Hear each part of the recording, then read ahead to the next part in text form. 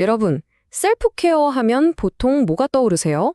아마 예전에는 운동이나 피부 관리 같은 걸 떠오르셨을 텐데요. 이제 그 의미가 완전히 바뀌고 있습니다.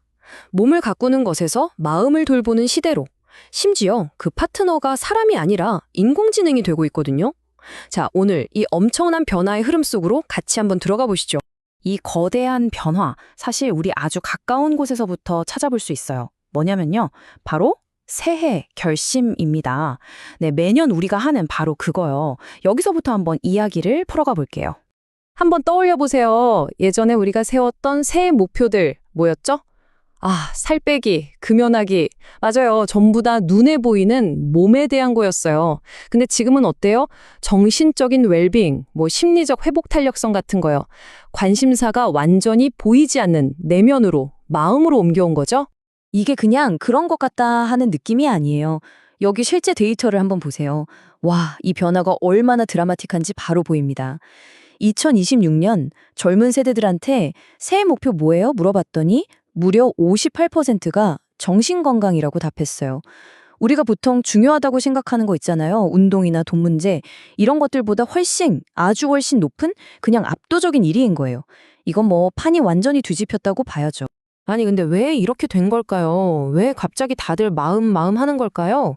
그 답은요, 이 복잡하고 혼란스러운 세상에서 우리가 유일하게 내 손으로 어떻게 해볼 수 있는 것, 바로 통제검을 찾으려는 우리 본능 때문이라고 할 수 있습니다. 이걸 심리학에서는 통제 소재라는 개념으로 설명을 하는데요. 말이 좀 어렵죠? 근데 진짜 간단해요. 뭐냐면 내 인생의 운전대 과연 내가 잡고 있나? 아니면 그냥 외부 상황에 질질 끌려다니고 있나? 바로 이 믿음에 대한 얘기거든요. 한번 생각해 보세요. 우리가 경제 위기나 기후변화 같은 엄청난 문제들, 당장 어떻게 할 수 없잖아요. 그야말로 통제 불가능한 영역이죠. 그러니까 사람들은 자연스럽게 시선을 돌리는 거예요. 어디로? 내가 직접 바꿀 수 있는 곳으로요. 바로 내 생각, 내 감정, 그리고 어떤 시련이 와도 버텨내는 그 마음의 힘, 다시 말해서 우리 내면의 세계로 말이죠. 자, 이렇게 우리가 내면으로, 마음으로 향하고 있을 때 정말 강력한 조력자가 나타났습니다. 어디 멀리 있는 게 아니에요. 바로 여러분 손안에 스마트폰 속에 있는 기술, 네, 바로 AI 동반자입니다. 저는 이 문장이 모든 걸 말해준다고 생각해요. 정신건강관리가 공식적인 치료에서 일상적인 루틴으로 바뀌었다. AI의 기술 덕분에 이제 마음을 돌보는 일이 큰맘 먹고 하는 특별한 일이 아니게 된 거죠. 그냥 매일 운동하고 밥 먹는 것처럼요. 아주 자연스러운 일상이 된 거예요. 옛날 생각해보면 상담 한번 받으려면 큰 결심해야 했잖아요. 막 예약 잡고 돈도 꽤 들고 혹시 누가 이상하게 볼까봐 눈치도 보고. 근데 지금은요? AI 덕분에 그냥 내가 필요할 때 언제 어디서든 24시간 내내 나를 지지해주는 존재가 생긴 거예요. 말 그대로 우리 일상 속으로 쑥 들어온 거죠. 접근성 자체가 비교가 안 될 정도로 좋아진 겁니다. 자, 그런데요. 항상 그렇듯이 동전에는 양면이 있죠. 이렇게 편리해진 만큼 그 뒤에는 우리가 그냥 지나칠 수 없는 그림자가 있어요. 바로 아주 복잡한 윤리적인 문제들입니다. 이렇게 강력한 기술이 주는 편리함, 과연 공짜일까요? 우리가 치러야 할 대가는 뭘까요? 어떤 위험이 숨어 있을까요? 가장 큰 딜레마는 한 두 가지 정도로 볼 수 있어요. 첫 번째는 역시 데이터 프라이버시 문제.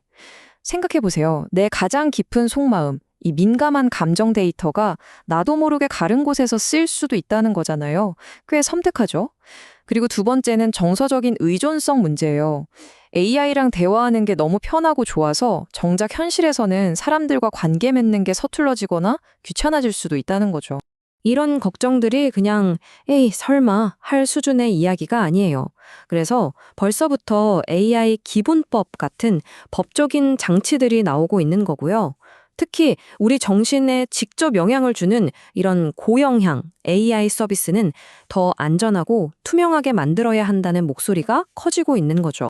자, 그럼 오늘 이야기들을 한번 정리해 볼까요? 이 새로운 시대가 우리에게 어떤 의미를 던져주고 있는지 마지막으로 짚어보겠습니다. 핵심은 이거예요. 첫째, 셀프케어의 무게중심이 몸에서 마음으로 완전히 이동했다는 것.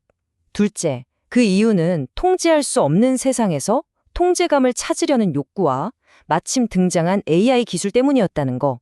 셋째, 그래서 AI 동반자가 정신건강관리의 문턱을 확 낮춰줬지만 마지막으로 프라이버시와 의존성이라는 아주 중요한 숙제를 우리에게 남겼다는 점입니다. 그래서 마지막으로 여러분께 이 질문을 한번 던져보고 싶습니다. 여러분의 가장 깊은 고민? 그 다음 상담 상대가 사람이 아니라 과연 알고리즘이 될 수 있을까요? 어쩌면 이게 바로 우리가 지금부터 함께 답을 찾아가야 할 미래의 모습일지도 모르겠습니다.